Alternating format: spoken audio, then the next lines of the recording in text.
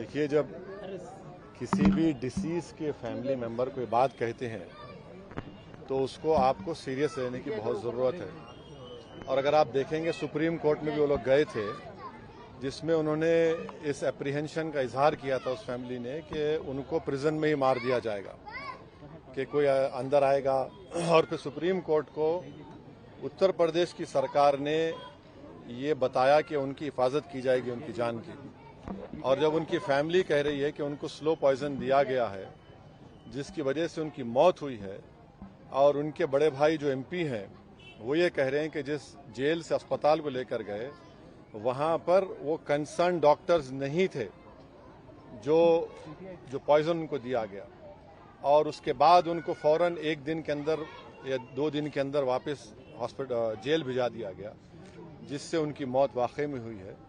तो मैं ये चाहूँगा कि इसकी एक सही तरीके से इंडिपेंडेंट इंक्वायरी हो, और जो फैमिली कह रही है उसको सीरियस लेने की ज़रूरत है।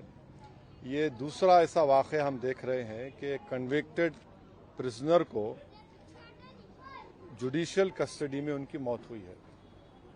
एक को तो शूट आउट हुआ, अब यहाँ पर स्लो पॉइजन जो उनकी फैमिली कह रही है उससे उनकी मौत वाकई में हुई। सर, अब तो मतलब इस पे जो पॉलिटिक्स हो रहा है, राजनीति हो रहा है, इस पे आपका क्या कहना है? क्योंकि देखिए पॉलिटिक्स का सवाल नहीं है। क्या पॉलिटिक्स हो रही है?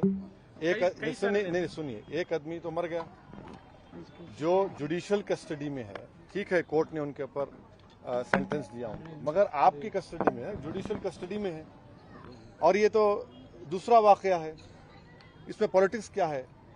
जब जुडिशियल कस्टडी में किसी की मौत हो रही है और उनकी फैमिली उस एप्रीहेंशन का इजहार कर चुकी है, सुप्रीम कोर्ट वो लोग केस डाले हैं, तो इसमें पॉलिटिक्स क्या है भाई? कि एक आदमी की तो मौत हो गई ना, इसमें पॉलिटिक्स करना क्या है? वो तो अपनी जान दे दिए, वो जान चलेगी उनकी, तो पॉलिटिक्स क्या हो रही? अब जाने की जिम्मेदारी किस पर है?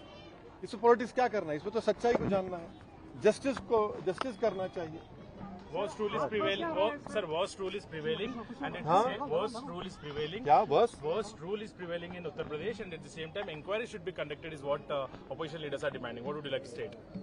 Well, I have always been saying that in the biggest state of our country, the state is being run by rule by gun, not by rule of law. And this is the second instance wherein a person has died in judicial custody. The whole world had seen that earlier 2 convicted prisoners, one happened to be an ex-MP, was shot dead. Mr. Ansari was an ex-MLA, and he was in judicial custody.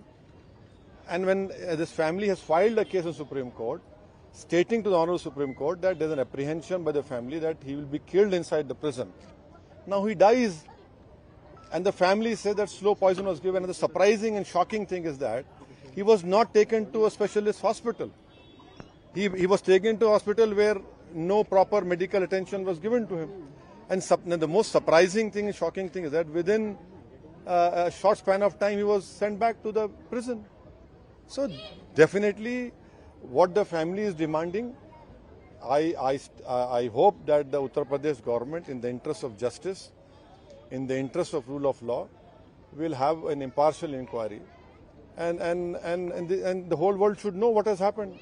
This is not how people just go away, just die in a judicial custody. One last question, sir. क्या लगता है कि उत्तर प्रदेश जेलों में सुरक्षा नहीं है sir? इस तरह के कई सारे, पिछले बार भी माइनॉरिटीज पे आपने बात भी उठाई, माइनॉरिटीज को वहाँ पर मारा जा रहा है, तो इस तरह के आरोप है। नहीं, आप सवाल आप भी कर रहे हैं, मेरा जवाब भी आप दे रहे हैं, तो सही है बिल्कुल। सर, वन लास्ट क्वेश्चन, क्या सुरक्षा नहीं है क्या? नहीं, अब देखिए, अगर कोई हथकड़ी में 2 प्रिजनर्स हैं और उनको पुलिस के सामने उनको गोली चला दी जाती है, और अगर कोई वहाँ के मुख्यमंत्री के बारे में कुछ फेसबुक पे अनाप शनाप बकले, तो 48 घंटे में आप पहुंच जाते उसको। ये क्या हो रहा है? ये कैसे हो रहा है? रूल ऑफ लॉ से देश यूपी चलना चाहिए, रूल ऑफ गन से नहीं चलना चाहिए। इससे संविधान के ताल्लुक से, कोर्ट्स के ताल्लुक से जो इकबाल होता है ना, उस इकबाल को बरकरार रखना चाहिए। Sir, you are a barrister, so 600 lawyers writing a letter to